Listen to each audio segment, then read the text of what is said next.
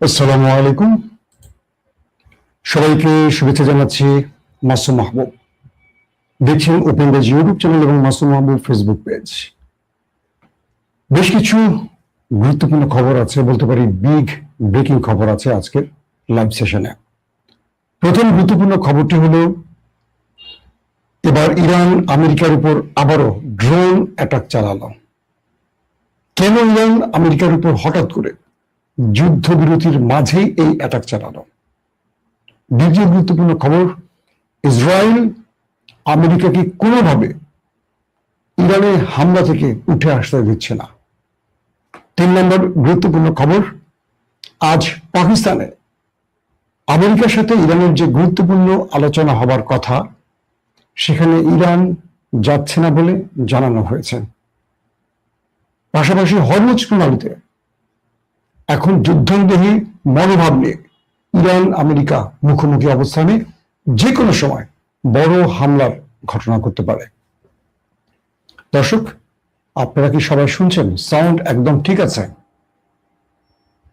এক ভাই লিখছেন সাউন্ড ক্লিয়ার না, আরেক ভাই লিখছেন সাউন্ড গুড। এই দুই ভাইয়ের মাঝে কে সত্য বলছেন? আপনারা এখন কমেন্ট করেন। আসাদ লন্ডন থেকে,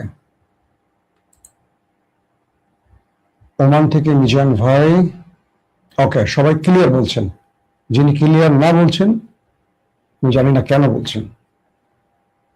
যে খবরটি দিয়ে শুরু করতে চাই, আজ পাকিস্তানে আমেরিকা এবং ইরানের মধ্যে দ্বিতীয় দফা বৈঠক হবার কথা, এবং আর মাত্র কয়েকদিন আছে যুদ্ধবিরতির মেয়াদ, মেবি 3 দিনের মতো আছে। প্রশ্ন হলো, সকালবেলা যে তথ্যটি আমরা পেলাম, সবচেয়ে বড় ব্রেকিং খবর, ইরানের তাসনিম নিউজের সূত্রে, ইরান এই আলোচনা যাবে না। তার প্রধান কারণ, ইরান উল্লেখ করেছে যে মার্কিন যুক্তরাষ্ট্র হরমুজ প্রণালীতে যে নৌ অবরোধ করে রেখেছে, যতক্ষণ পর্যন্ত এই নৌ অবরোধ আমেরিকা না তুলবে এবং আমেরিকা হরমুজ থেকে কেটে না পড়বে, ইরান আমেরিকার সাথে কোনো প্রকার আলোচনায় বসবে না। ইরান বলছে যে আমরা হরমুজ খুলে দিয়েছিলাম, কিন্তু আমেরিকা হরমুজে তার একটার পর একটা যুদ্ধ জাহাজ, অ্যাটাকিং হেলিকপ্টার এবং সেনা বৃদ্ধি করে যাচ্ছিল, যেটা যুদ্ধবিরতির পুরো লঙ্ঘন।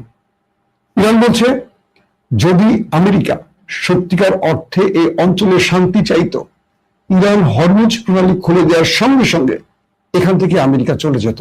কিন্তু আমেরিকা শুনছে না তার দেশের কথা, কেবল একটি দেশ তাকে পুরোপুরি কন্ট্রোল করছে, আর সেই দেশটির নাম ইসরায়েল।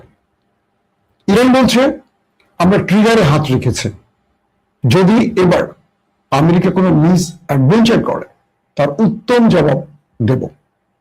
আমেরিকার যে প্রতিনিধি দলটি পাকিস্তানে আসার কথা, সেই প্রতিনিধি দলের 3 জন ব্যক্তি গতবার মিটিং করেছিলেন, স্টিভ উইটকফ, জেরার্ড কুশনার এবং আরেকজন ছিলেন ভাইস প্রেসিডেন্ট জেডি ভ্যান্স।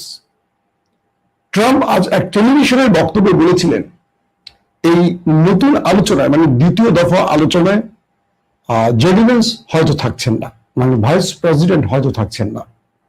থাকছেন কে কে? জেরার্ড কুশনার, ট্রাম্পের জামাতা, আর থাকছেন স্টিভ উইটকফ। বলা হচ্ছে এই দুজন ব্যক্তি ইসরায়েল পন্থী, অর্থাৎ আমেরিকা যে ইসরায়েলের লবিটি আছে, এই লবিটি সাধারণত কন্ট্রোল করে এই ব্যক্তিরা। এর মধ্যে পাকিস্তানে ইরানের সাথে আলোচনায়, পাকিস্তানে ইরানের সাথে আলোচনায় আমেরিকা এমন 2 জন ব্যক্তিকে চয়েস করেছে যারা দুজনই ইসরায়েল পন্থী। তাহলে আমেরিকার উদ্দেশ্য কি? জেডি ভ্যান্স কিন্তু ইসরায়েল পন্থী নন, হঠাৎ তাকে বাদ দেওয়ার কারণ কি? এটিও একটি কারণ আমেরিকার উদ্দেশ্য বোঝার জন্য। 2 নম্বর গুরুত্বপূর্ণ খবর, হরমুজ প্রণালীতে হঠাৎ করে ইরানের একটি জাহাজ আটক করে আমেরিকা। হরমুজ প্রণালীতে, অর্থাৎ চীন থেকে একটি মালবাহী কার্গো ইরানে আসার পথে আমেরিকা সেটিকে আটক করে। এরপর সিগন্যাল বারবার দেওয়ার পর ইরানের সেই জাহাজটিকে আমেরিকা না ছাড়লে ইরান আমেরিকার যুদ্ধ জাহাজের উপর ড্রোন অ্যাটাক চালায়। লাস্ট খবর পাওয়া পর্যন্ত কজন নিহত বা আহত সেই বিষয়টি এখনো স্পষ্ট জানা যায়নি। বলা হচ্ছে যে আমেরিকা ইরানের এই জাহাজটিকে আটক করে নতুন দিকে এই যুদ্ধের মোড় ঘোরাতে চাইছে।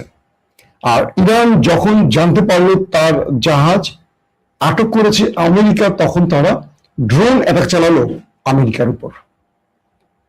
তার মানে যুদ্ধবিরতির মধ্যে ইরান প্রথম অ্যাটাকটি চালালো, আর আমেরিকা প্রথম নিয়মটি ভঙ্গ করলো ইরানের জাহাজ আটক করে। তার মানে এক বাক্যে আমরা বলতে পারি যুদ্ধকে আবারও টেনে আনছে আমেরিকা। ইরান বলছে আমরা সর্বোচ্চ ধৈর্যের পরিচয় দিয়েছি, এবং সেই ধৈর্যের বাঁধ ভেঙে দিচ্ছে ডোনাল্ড ট্রাম্প। তিনি কখনো স্থির কোনো সিদ্ধান্তে থাকছেন না। তিনি গতকালকে বলছেন পুরো ইরানকে বোম্বিং করে ধ্বংস করে দেবেন। এর আগে বলেছিলেন ইরানকে তিনি পাথরের যুগে পাঠিয়ে দেবেন। তার পরপরই তিনি বলেছিলেন পুরো ইরানি সভ্যতাকে ধ্বংস করবেন। এটি কোনো সভ্য মানুষের বক্তব্য হতে পারে না।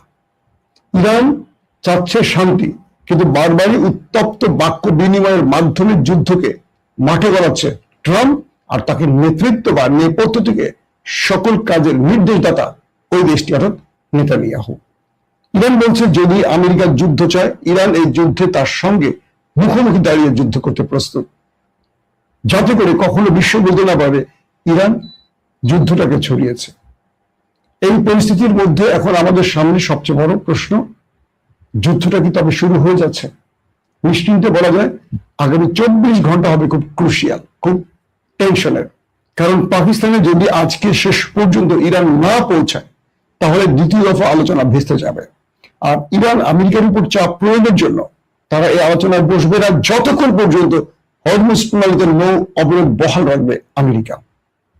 দর্শক, 3 নম্বর গুরুত্বপূর্ণ খবরটি হলো ইরান এবং আমেরিকা আবারও মুখোমুখি হয়ে গেছে ইতিমধ্যে, এবং দুই পক্ষ যুদ্ধের জন্য সব রকম প্রস্তুতি নিয়ে ফেলেছে। বলা হচ্ছে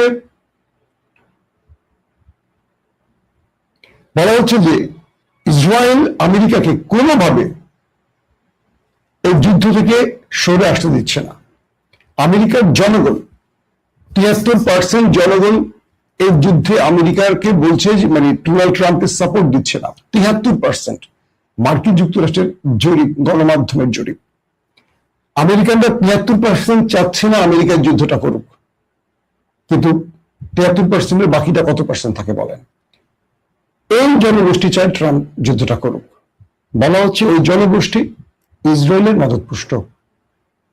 এখন ডোনাল্ড ট্রাম্প পুরো একদিনের মধ্যে কমপক্ষে যদি 100টা পোস্ট করেন, 100টা পোস্টই হয় ভিন্ন ভিন্ন। অর্থাৎ সকালে তিনি বলছেন আমি চা খাবো, একটু পরে তিনি বলছেন আমি চা খাবো না, আমি কফি খাবো। তারপরের পোস্টে তিনি বলছেন আমি চা কফি কোনোটাই খাই না, আমি একটু লাল পানি খাবো। তো একটা ব্যক্তির এই বক্তব্যের উপর স্থির থেকে ইরান কোনো সিদ্ধান্ত নিতে পারছে না। ইরান কার্যত চাইছে যুদ্ধের পরস্পরই সমাপ্তি হোক, কারণ দিন শেষে ধ্বংসটা তো মধ্যপ্রাচ্যই হচ্ছে। আর আমেরিকা গর্তনি করছে, কোনোভাবে ইরানকে একটা উইন উইন সিচুয়েশনে পৌঁছতে দেবে না।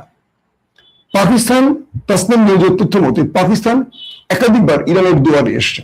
সর্বশেষ পাকিস্তানের সেনা প্রধান ফিল্ড মার্শাল আসিম মুনির এসছেন। তারা ইরানকে বোঝাতে চেয়েছেন আমেরিকা একটা শান্তিপূর্ণ যুদ্ধবিরতি চায়, কিন্তু তাসনিম নিউজ বলছে যে আমেরিকা এই বক্তব্যটি দিলেও ভেতরে কোনোভাবেই তারা যুদ্ধবিরতিকে চাচ্ছে না, তারা ইরানকে ধ্বংস করতে চায়। ইসরায়েলের গণমাধ্যমের তথ্য অনুযায়ী ইসরায়েল এবং আমেরিকা এবার ইরানে ভয়াবহ অ্যাটাক করার পরিকল্পনা করছে, এবং আল জাজিরা রাশিয়ার ইন্টেলিজেন্স সোর্স গুলো, মানে রাশিয়া থেকে যে ইন্টেলিজেন্স সোর্স বা গোয়েন্দা তথ্যগুলো ভ্লাদিমির পুতিনের কাছে এসছে, ভ্লাদিমির পুতিন ইরানকে কয়েক দফা সতর্ক করে বলেছে রাশিয়া মানে কি বলে আমেরিকা, তারা ইরানে এবার ভয়াবহ অ্যাটাক করতে যাচ্ছে। ইরান পাল্টা বলছে যে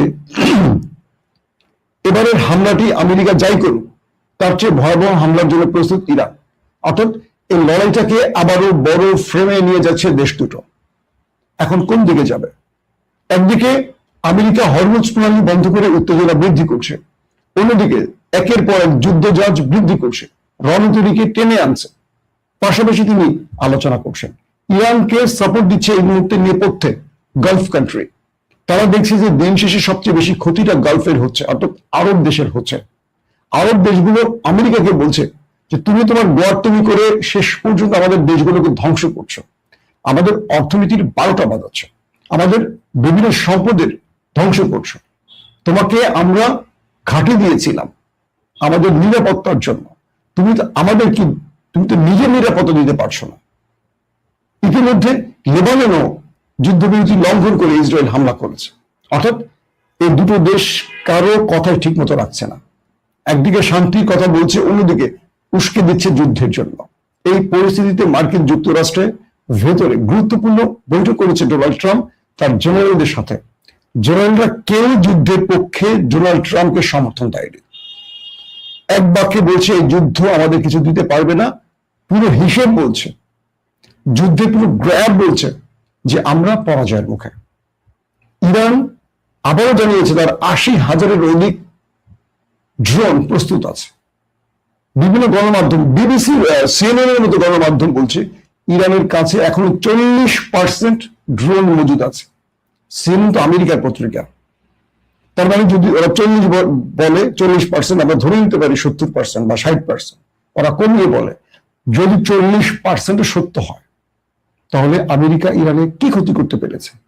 ইরান তার শক্তি এখনো ধরে রেখেছে।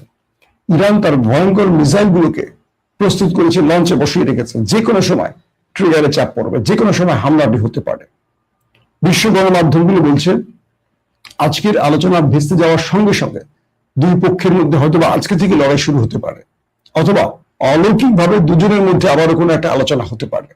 মূল সমস্যাটা হলো ইরান যে প্রধান দাবিগুলো করছে, আমেরিকা সেই দাবিগুলো মানতে চাইছে না কোনোভাবে। আমেরিকা ইরানকে একটি পজিশনেও বিজয় দিতে চায় না। আর ইরান বলছে তার যে কটা প্রস্তাব, এগুলো একটা না মানলেও তারা আমেরিকার সাথে আলোচনায় বসবে না।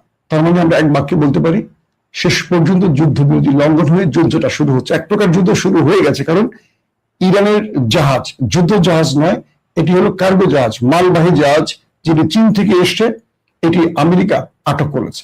ইরান আমেরিকার যুদ্ধ জাহাজে কিন্তু ড্রোন হামলা করেছে। তার মানে যুদ্ধ এক প্রকার শুরু হয়ে গেছে। এখন মার্কিন যুক্তরাষ্ট্রের গভীর রাত, কোন সিদ্ধান্তটি আসে হয়তো আমরা নেক্সট ভিডিওতে বলতে পারবো। তবে সবচেয়ে ডেঞ্জারাস যে বিষয়টি, সেটি হলো দুই দেশের মধ্যে যুদ্ধের সব রকম প্রস্তুতি হয়ে গেছে এবং যে কোনো সময় যুদ্ধটা শুরু হয়ে যাবে।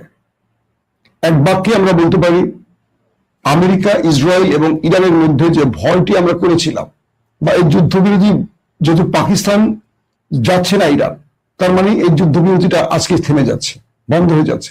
নতুন করে মধ্যপ্রাচ্য আবার লড়াইয়ের মাঠে নেমে যাচ্ছে। বিশ্ব রাজনীতি কোথায় যাচ্ছে, বিশ্ব অর্থনীতি কোথায় যাচ্ছে, ডোনাল্ড ট্রাম্প বা নেতানিয়াহু সেই দিকে নজর দিচ্ছে না। গোয়ার্তুমি শেষ পর্যায়ে চলে গেছে। কেবল বাংলাদেশ নয়, পুরো পৃথিবী জ্বালানি সংকটে আছে। এই পরিস্থিতিতে ইউরোপ বারবারই আমেরিকাকে বলছে একটা উপায় বের করে বের হয়ে আসতে, কিন্তু আমেরিকা ইউরোপের কথাও শুনছে না, ন্যাটোর কথাও শুনছে না। আমেরিকা শুধু শুনছে নেতানিয়াহুর কথা। আল্লাহ হাফেজ।